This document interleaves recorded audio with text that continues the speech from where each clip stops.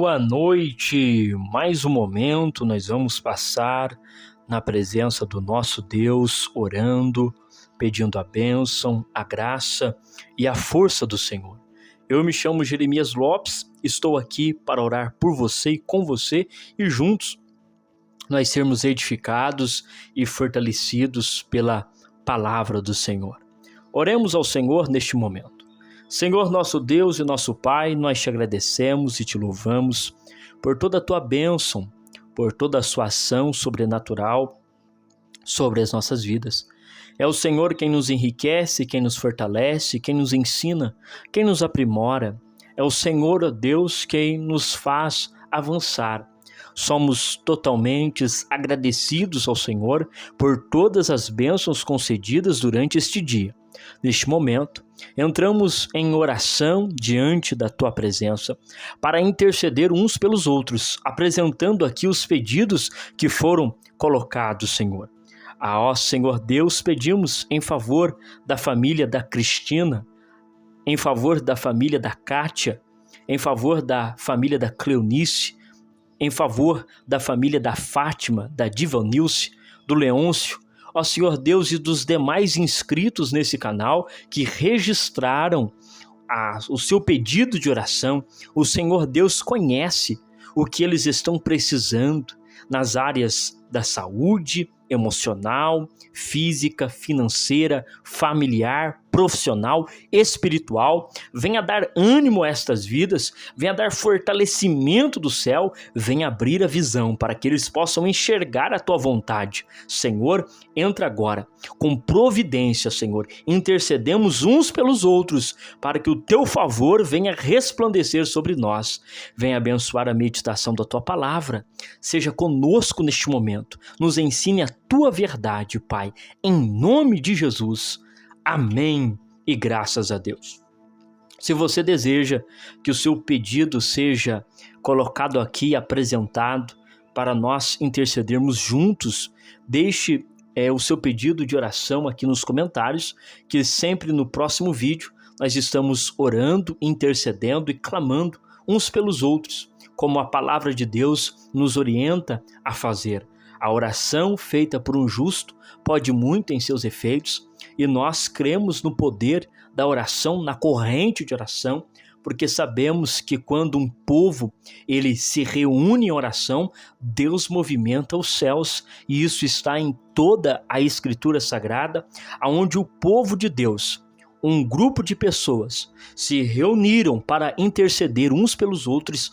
Houve ali o movimento de Deus, a restauração, a cura, a transformação, o milagre. Por isso que nós fazemos isto, tá bom? Então, se você tem um pedido, digite aí nos comentários que amanhã pela manhã já estaremos orando e sempre aqui apresentando o nome de vocês, pedindo a ação de Deus ao nosso favor. Amém? Também eu peço oração pela minha vida, para que o Senhor continue me mantendo com saúde, com força, para o trabalho da obra do Senhor. Vejamos aqui, nesta noite, o Salmo de número 14. Nós vamos ver acerca do Deus da restauração.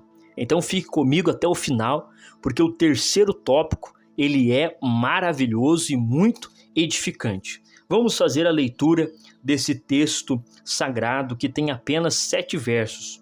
Observe só o texto. Disseram os nécios no seu coração: não há Deus. Tem-se corrompido, faze-se abomináveis em suas obras, não há quem faça o bem. O Senhor olhou desde os céus para os filhos dos homens, para ver se havia algum que tivesse entendimento e buscasse a Deus. E desviaram-se todos, e juntamente se fizeram imundos. Não há quem faça o bem, não há sequer um. Não terão conhecimentos os obreiros da iniquidade, que comem o meu povo como se comessem pão. Eles não invocam o Senhor. Ali se acharam em grande pavor, porque Deus está na geração dos justos. Vós envergonhais o conselho dos pobres, porquanto o Senhor é o seu refúgio. Ó, se de Sião tivera já vindo a redenção de Israel, Quando o Senhor fizer voltar os cativos do seu povo, se regozijará Jacó e se alegrará Israel. Este é um salmo de Davi. Então Davi está aqui pontuando e colocando em oração o seu clamor. E nós vemos claramente na construção textual que Davi faz, mostrando que ele está a observar mais uma vez. Davi é um grande observador. Todas as vezes que nós observamos os salmos de Davi, nós conseguimos ver que ele era alguém que colocava a atenção no olhar. Ele estava a observar todas as coisas. E por isso ele registra tantos textos sagrados com muita propriedade, porque ele é um grande observador. E mais uma vez ele está a observar. O que ele observa? Primeiro, as atividades, as obras das pessoas, dos homens. Davi, ele observa que o homem, ele faz o que é mal. Ele observa que a tendência do homem é ir para o caminho do mal, sempre. Então ele começa a observar que o interior do homem, o interior da mulher, está corrompido. E as suas obras se tornam abomináveis, ou seja, terríveis. E não existe alguém que faça o bem. E é como se Davi ele ficasse a observar com mais atenção, procurando se tivesse algum. E ele não vê ninguém. Ele registra isso no verso 3, onde ele diz: não há nenhum sequer. E quando Davi está a observar, ele, inspirado pelo Espírito Santo, ele então registra que Deus também estava olhando como ele olhava. E então ele diz: o Senhor olhou desde os céus para os filhos dos homens, para ver se havia algum que tivesse entendimento e buscasse a ele.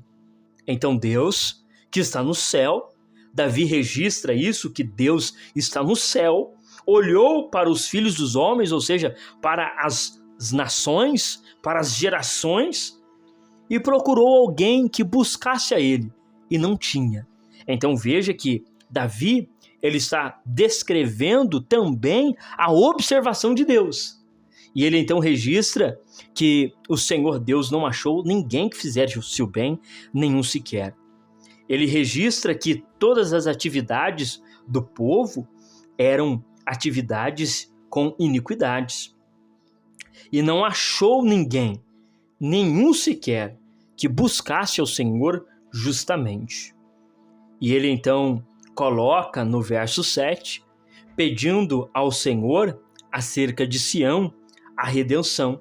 Então ele diz: ó, se de Sião tivera já vindo a redenção de Israel, quando o Senhor fizer voltar os cativos do seu povo, vai ter alegria em Jacó e vai ter contentamento em Israel, ou felicidade em Israel.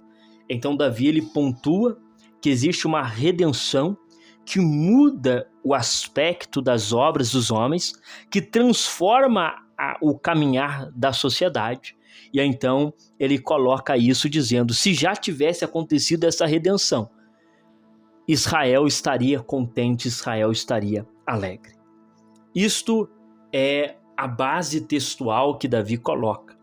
Mas agora eu quero aqui pontuar algumas coisas antes de nós entrarmos acerca do Deus da restauração. Primeiro, onde que Davi está a escrever este salmo? Segundo alguns estudiosos, a maior probabilidade é que Davi estivesse no próprio Israel e sendo direcionado esta escrita para a própria nação. É evidente que ele está falando com Sião, por isso ele registra e ele envia esta escrita como forma de cântico para ser cantado no templo do Senhor ou na casa de Deus. Então Davi, ele está a ver a nação de Israel, um povo que tinha o Deus de Abraão, de Isaac e de Jacó.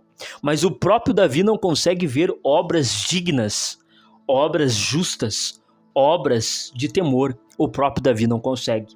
E ele ainda coloca que o próprio Senhor também não viu ninguém. E então ele, em um ato contínuo, ele pede uma redenção, mas clamando ao Senhor e ao mesmo tempo cantando, dizendo que o Senhor é o refúgio e que ele está com a geração dos justos.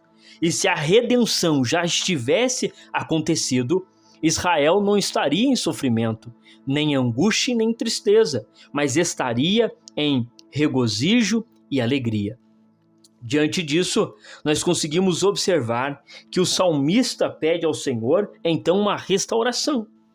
Ele pede que Deus venha trazer restauração. E o Deus revelado na Bíblia é o Deus da restauração. A palavra restauração, ela significa o ato ou efeito de restaurar, renovar, recuperar, reparar, consertar, reiterar. Em termos práticos, restaurar é pegar um carro novo que bateu e foi estragado e fazê-lo voltar ao seu estado original. Veja isso. Porém, por mais que fique alguma sequela no carro que foi restaurado, o nosso Deus faz o trabalho perfeito e não deixa sequelas, nem aparências de danos. Ele restaurou a orelha do Malco cortada por Pedro e não deixou nenhuma cicatriz sequer. Lucas 22, 50 e 51. O nosso Deus é o Deus da restauração, da renovação, veja só, da reabilitação. O nosso Deus é o Deus do renovo, o Deus da restauração.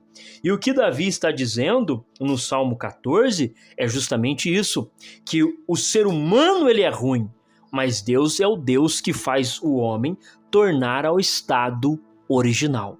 Qual é o estado original do homem? O estado original é o estado da criação. É o estado onde Deus fez nós para o bem, onde Deus nos criou para realizar obras dignas, feitos bons para a glória de Deus. Então, quando nos encontramos com este Deus que é restaurador, nós conseguimos a restauração e voltamos ao processo original, então. Por isso que uma das vertentes teológicas colocadas acerca do momento em que se aceita Jesus é justamente esta palavrinha restauração, mas colocada um pouco mais ampliada na palavra regeneração, que é basicamente a mesma coisa, é o sinônimo de uma e da outra. Então conseguimos ver que Deus ele pega o homem estragado e ele faz a restauração, o processo volta para o estado original e agora o homem ele é capaz de fazer novas atitudes, novos hábitos, um novo estilo de vida, um novo comportamento. Então Davi está olhando para a nação de Israel e está vendo, não há nenhum justo. E é interessante que Davi ele se coloca também como um pecador. Porque Davi está escrevendo, eu estou a observar, não tenho justo, nem sequer eu. Ele coloca isso com muita propriedade.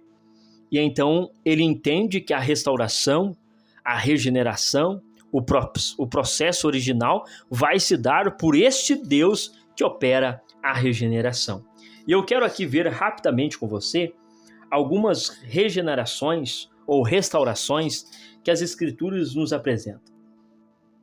Em 2 Crônicas 33:16, lemos que o rei Manassés reparou o altar do Senhor e ofereceu sobre ele ofertas pacíficas e de louvor, e mandou a Judá que servisse ao Senhor, Deus de Israel, em um processo de restauração. Em Jó 8, capítulo 8, versículos 5 ao 7, a palavra de Deus nos aconselha: se tu de madrugada buscardes a Deus e o Todo-Poderoso pedirdes misericórdia, se fores puro e reto, certamente despertará por ti e restaurará, veja só, a morada da tua justiça. O teu princípio, na verdade, terá sido pequeno, mas o teu último estado cresce em extremo maior do que o anterior.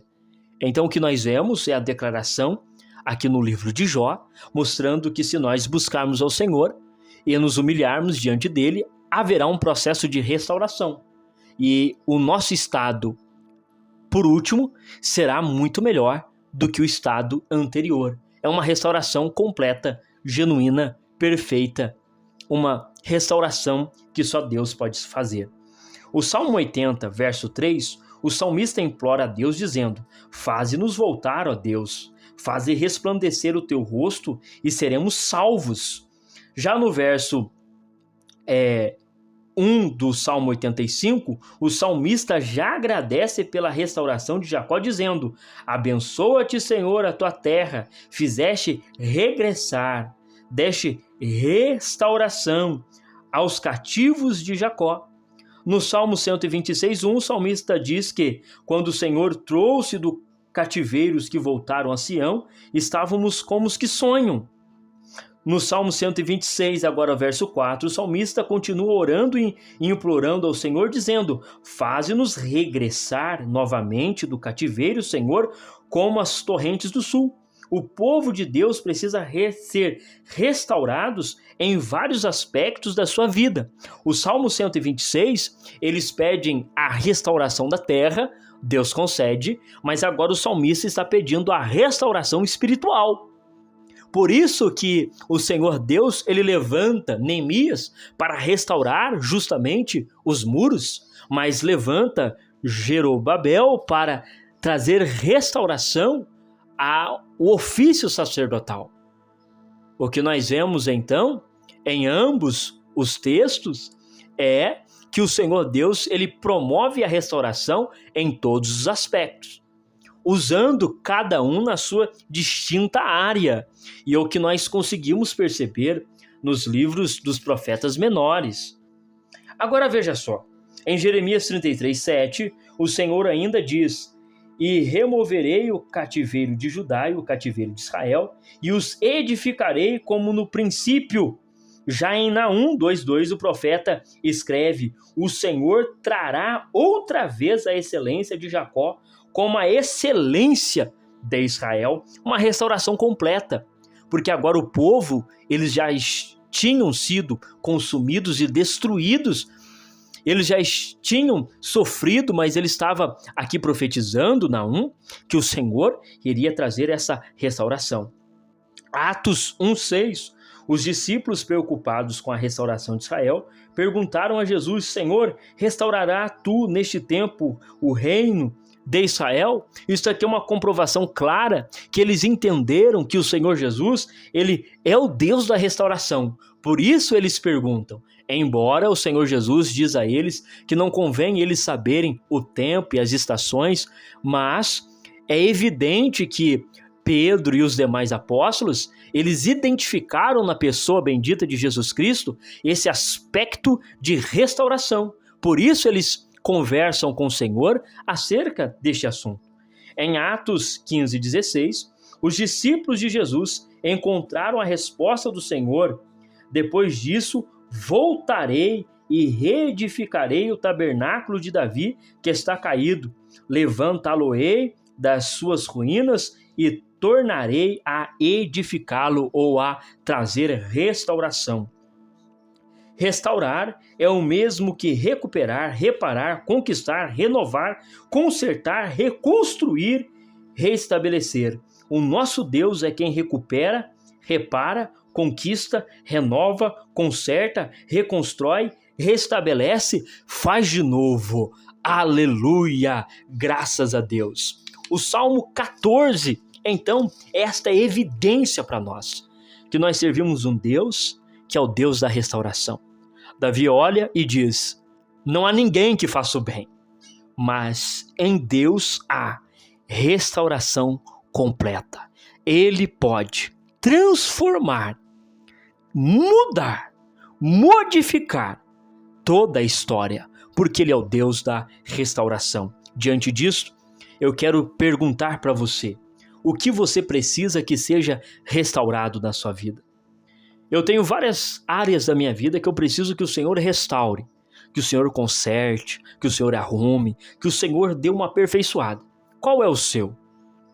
Eu acredito que assim como eu, você tem muitas. Por isso que eu disse para você ficar comigo até aqui, porque agora nós vamos orar ao Senhor pedindo a restauração, crendo que o Senhor é o Deus que restaura a família, o casamento, o ministério, a vida profissional, a vida emocional. O Senhor é o Deus da restauração.